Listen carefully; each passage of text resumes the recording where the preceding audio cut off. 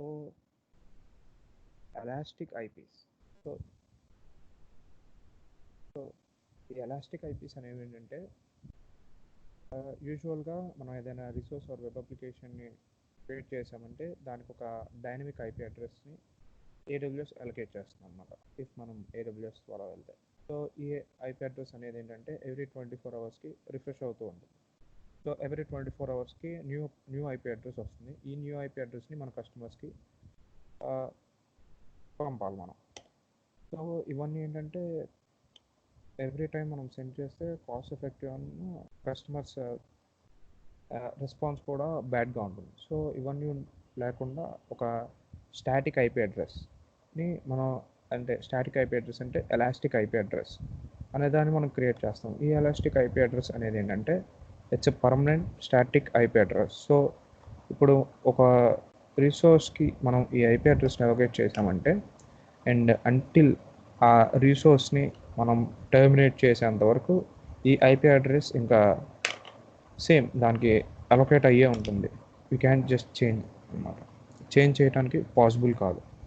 So ఇది elastic IP address అంటే.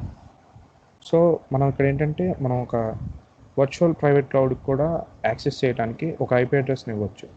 So ఈ ఐపీ అడ్రస్ అనేది ఏంటంటే ఎలాస్టిక్ ఐపీ అయి ఉంటేనే మనం virtual private cloud access support చేస్తుంది అనమాట. That is all about elastic IP address. And elastic IP address తర్వాత end points. So end points అనేవి ఏంటంటే ఒక వర్చువల్ ప్రైవేట్ క్లౌడ్ యొక్క అవుట్ బౌండ్ గేట్వేస్ లాంటివి అన్నమాట. సో ఈ ఎండ్ పాయింట్స్ అనేవి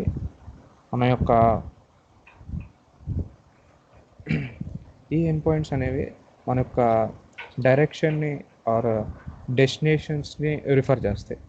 సో మన యొక్క ఇన్కమింగ్ ట్రాఫిక్ ఏ ఎండ్ పాయింట్ దగ్గర రీచ్ అవ్వాలి అనేదాన్ని మనం ఈ ఎండ్ పాయింట్స్లో క్రియేట్ చేస్తాం. And not gateways. So not gateways అనేవి ఏంటంటే నెట్వర్క్ అడ్రస్ ట్రాన్సిషన్స్. సో ఈ నాట్ గేట్వేస్ అనేవి ఏం చేస్తామంటే ఒక సబ్నెట్కి ఇంటర్నెట్ ఇప్పుడు 2 or more సబ్నెట్స్ ఉన్నాయి. ఈ 2 or more సబ్నెట్స్కి ఇంటర్నెట్ యాక్సెస్ చేయాలంటే మనం ఈ నాట్ గేట్వేస్ అనే దాన్ని యూజ్ చేస్తాం. ఈ నాట్ గేట్వేస్ అనేవి ఇంటర్నెట్ యాక్సెస్ చేయడానికి గేట్వేస్ లాగా ఉంటాయి అన్నమాట.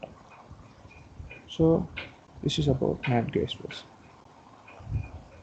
సో ఇఫ్ మనం ఏదైనా ఒక సబ్నెట్ లోపల ఇన్స్టాన్సెస్ క్రియేట్ చేసిన ఈ instances or any other services A service అయినా కూడా డైరెక్ట్గా ఇంటర్నెట్ని యాక్సెస్ చేయాలంటే ఈ నాట్ గేట్వేస్ అనేవి కంపల్సరీగా యూజ్ చేయాలి.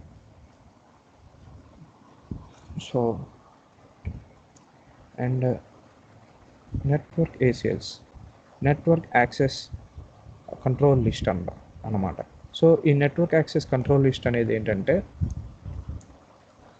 మన యొక్క సబ్నెట్స్ని ఎవరెవరు యాక్సెస్ చేయగలరు. సో ఈ నెట్వర్క్ యాక్సెస్ మనం బేసిక్గా పబ్లిక్ సబ్నెట్ క్రియేట్ చేసామంటే ఈ నెట్వర్క్ యాక్సెస్ లిస్ట్ అనేది పబ్లిక్లో ఉంటుంది, బై డిఫాల్ట్లో ఉంటుంది.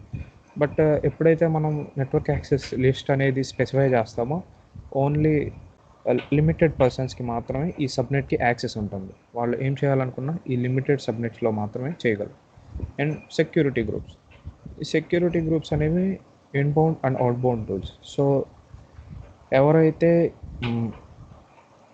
ఇప్పుడు ఒక వర్చువల్ ప్రైవేట్ క్లౌడ్ని యాక్సెస్ చేయాలంటే మనం ఒక గ్రూప్ ఆఫ్ సెక్యూరిటీ రూల్స్ ఇస్తాం అన్నమాట. సో ఒక యాక్సెస్ చేసే పర్సన్ ఆ రూల్స్ అన్నిటినీ సాటిస్ఫై చేస్తే మాత్రమే అప్పుడు యాక్సెస్ చేయగలుగుతారు.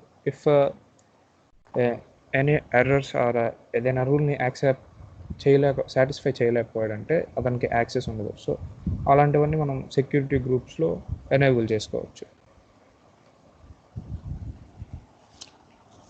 And one of the important ఏంటంటే సబ్నెట్స్లో సబ్నెట్ మాస్క్స్ అని ఉంటుందన్నమాట. ఈ సబ్నెట్స్ మాస్క్స్ అనేది ఏంటంటే మన యొక్క కస్టమర్ ఐపీ అడ్రస్ని వెరిఫై చేయడానికి. సో ఐపీ అడ్రస్ అంటే ఇప్పుడు మనం ఈ సబ్నెట్కి ఒక ఐపీ రేంజ్ ఇచ్చాం. ఓన్లీ ఈ ఐపీ టు ఈ ఐపీ కస్టమర్స్కి మాత్రమే యాక్సెస్ చేయగలం. ఈ సబ్నెట్ మాస్క్ అనేది ఏం చేస్తుందంటే ఈ